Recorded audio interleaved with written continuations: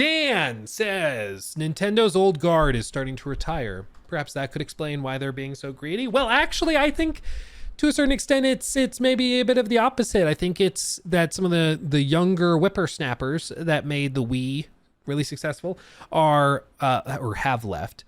Because, for example, Reggie Fils-Aimé said in his autobiography that he was the one who had to push them to include Wii Sports in the original package of the Wii. And like, he really had to work with them because Nintendo just as a company has this broader policy that they don't give away their hard work for free. It's just something in their company culture. They're like, no, we spend a lot of time and money making these games and making these experiences. We don't give it away for free, which is why they don't want to give away that freaking stupid Switch 2 tutorial for less than $10, you know? But Reggie's gone now. But like I was saying, I think that I do think that there is a certain element of now they're just emboldened enough where they think they can do it. They did confirm that the Switch 2 US pre-orders will open next week on April 24th, I believe, at the previously announced and confirmed price of $449.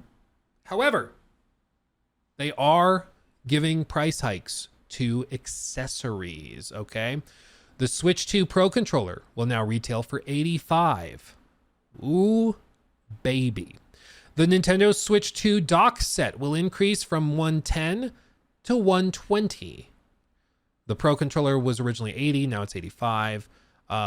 So they're just stepping stuff up steadily. You can see new Joy-Con 2s will be $95, up $5. Switch 2 Pro controller up $5. Charging grips are up $5. Joy-Con 2 straps are up $1 from, this is weird, from $13 to $14. I don't like, it's a strap. It's a freaking strap. This is some Apple crap, dude. This is some stupid ass Apple crap. It's a strap. What are you? Okay, I'm getting revved up. Okay. Deep breaths. It's a strap and they're charging for, okay. You know, whatever. The wheel set goes to $25. This so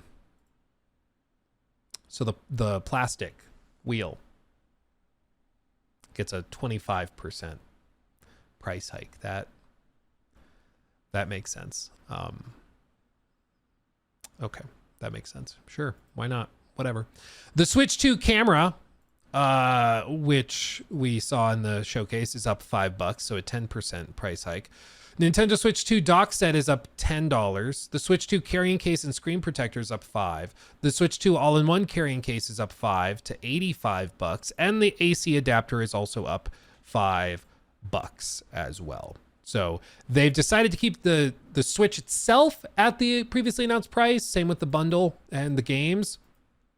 However, all of the other stuff they're choosing to increase the price of. And I think it's just frankly because they knew if they raised the price on the Switch 2 to like $500 and then the bundle to $550, they knew that there would be a total meltdown worse than they've already had. So I think that they're just like, this is safer for us. We'll just do it this way. I think they're right. If they did that and if they did just hike the price of the console, there would be a meltdown. But I mean, they're increasing the prices over here by like 10% across the board.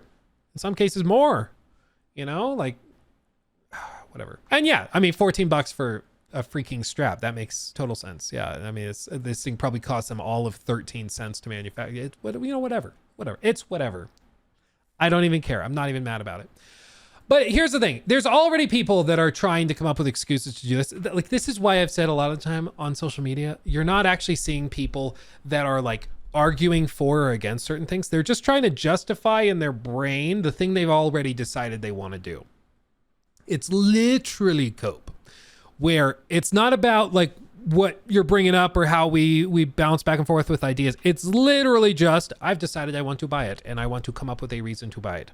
So my stance on this is largely unchained, is largely unchained. I can't talk.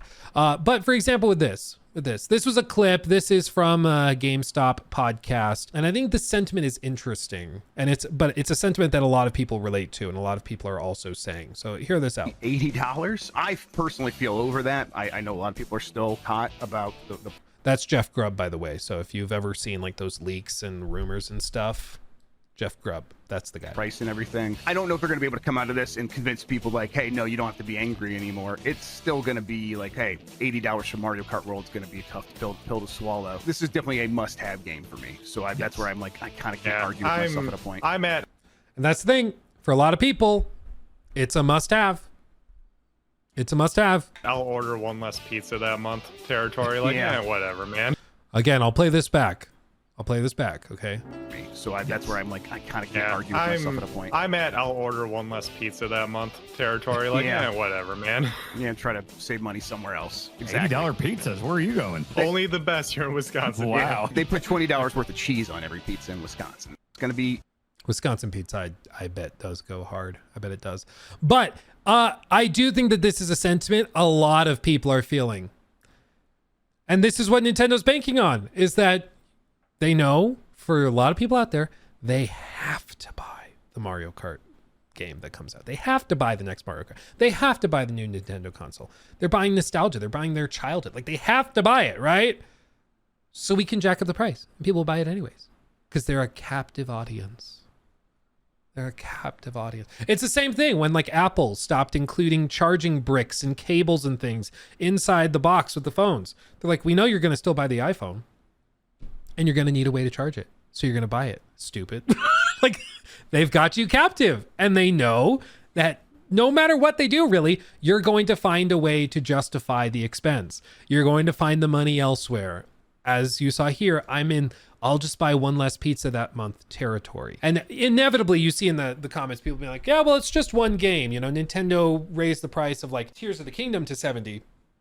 Because it was no doubt very expensive, but also they knew everybody would be buying it. That's also a big component of this. But they didn't price all of their games at $70, so it's going to be, you know, in a case-by-case scenario. And you also see people bringing up, well, no, yeah, Mario Kart's $80, but you can get the bundle to basically get the game for $50. So it's literally not a big deal. It's basically a $50 game, which if you ever find yourself saying, it's not X, it's basically Y, it's not Y. If it were Y, you would just say it's Y. But you're like, it's basically Y. Okay? Like, let's not beat around the bush. We're being like a little silly, okay, stretching and bending things the way we want it. Edgar Vasquez donated $10 through Super Chat. Stockholm Syndrome is real for Nintendo fans. I'd rather have the pizza. Dude, the pizza, I'm very hungry, so I'm also in the mood for a pizza, so I feel you. But I think what's fascinating about all this is that, as we said, there's people that are going to come up with ways to justify it. But the justifications will start to fall apart and crumble, as we can see here. The Mario Kart World Switch 2 bundle is going to be discontinued this fall. So all of you guys that are like, it's not a big deal that it's 80 because you can get the bundle and basically get it for 50. They're going to take it away. So you have to buy it for 80 right during the holiday season when all the scalpers are like finally kind of settling down and you can go to the store and buy it. You can buy the console for $450 right at that precise moment. At that precise moment, they're going to stop bundling it and charge $80 for it. But no, yeah, let's just hand wave it away. It's why I've made the commitment that I'm not buying a Switch at launch, certainly. I mean, if I end up getting one like in a year or whatever it is, I kind of am tempted to just get it secondhand and like only buy things secondhand so that they don't get any cut from it. Like I'll go buy one from the GameStop refurbished program. I'll be the one guy on earth that bought one from them. But I'm just like, I'm so sick of this kind of thing because as I said in like my response to this, I was like, it's the real problem is that if you accept the $80 price tag, it's not just this one $10 increase. It normalizes the price point through the whole industry and soon every AAA game will start to be priced at 80. It's not just about Mario Kart. It's about its effect on the industry as a whole. I understand that some shrugging it off and just not ordering a pizza this month. But when every AAA game starts at 10, 15% higher, it'll mean spending potentially hundreds more every year, assuming you buy a lot of titles, on games that aren't quantifiably different. I know a lot of people love their Mario Kart games, but please consider abstaining for even just a few months to send a message to Nintendo for the good of the industry and for those who don't have the money to absorb this financial blow. And so in response to that, you have somebody that has a mental break and I didn't realize this, but some people, this is like a new thing, relatively new, where you'll say something on like social media, and then some people play this game where they say something that has like nothing to do with anything, and they'll say it as if it's a counter to what you said. It's really interesting. It's a fun game, and there's some people that are really good at it. Like this guy, average concert ticket price is $135. Okay. Good job. You win. You won the game. Like what? Then he shares a screenshot. Okay. What? What are we doing? What is this? Okay, cool. Do you want a high five? What are we doing? I don't know what you're talking about. But immediately, like you see people that start to, that just will hand wave it away because they've decided that they want to buy Mario Kart. They've decided they want to buy a Switch 2. They're excited for it, which I get it. It's a new console. It's a new game. Like I get why you're excited for it. That's fine. But this is like, at the end of the day, all you can do as an individual is advocate for the industry you want to see, advocate for the games you want to see, for the type of price offerings, your value proposition that you feel is fair. And what I feel is that the Mario Kart World is not worth $80. And I think they know it's not, which is why they're doing this bundle thing at launch. And they think that the audience is captive and therefore they can get away with it. And I don't think they're wrong in that feeling. I think it's pretty clear that they can price it at this point and people will still buy it.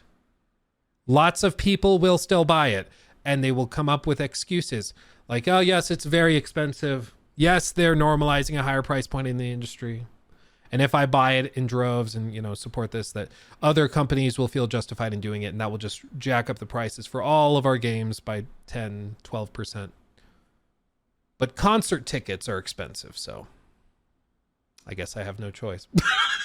That's basically what we're dealing with at the end of the day, okay? That's what we're dealing with.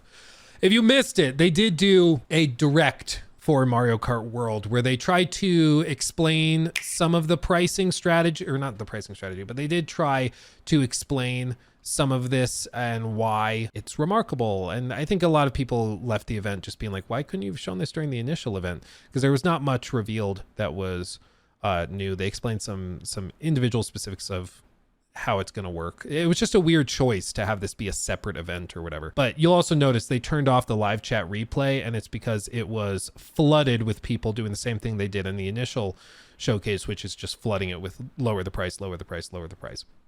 You know, I'm going to hold the line. I'm not going to buy it, and I encourage you not to buy it. And I'm a YouTuber. I love spending money. I love it. It's a passion of mine, really. I love being irresponsible, but I think in this case, it's like it's Mario Kart. We'll be fine. If it's GTA 6, I think everybody understands that GTA 6 is a $2 billion game by the time it comes out. They cost $2 billion to put that thing together, is what analysts and industry experts expect it to cost. Do you really think Mario Kart World is on that same level of production value? Like GTA 6 almost certainly launches at like $80, $90 or something like that. But you look at GTA 6 and you're like, I understand why. You look at this and you're like, what are you smoking? So that's where I'm at with it. But I understand there's a lot of people who love their Mario Kart, who love Nintendo, and will throw money at them regardless. But I would just encourage you, even just take a couple months.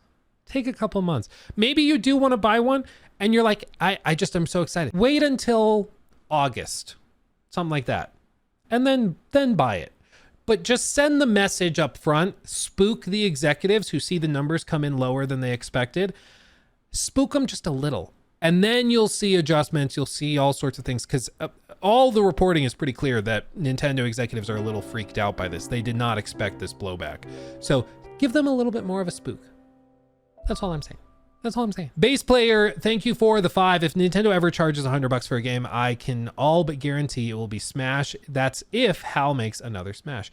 Yeah, they probably would. I think also if they did another Smash, they would charge at least $80 for it. But yeah, I mean, almost certainly they're going to do that. Like, they're just marching the price up, you know, little by little. And they know that they can get away with it because people will still buy it, and they'll justify it in very creative ways.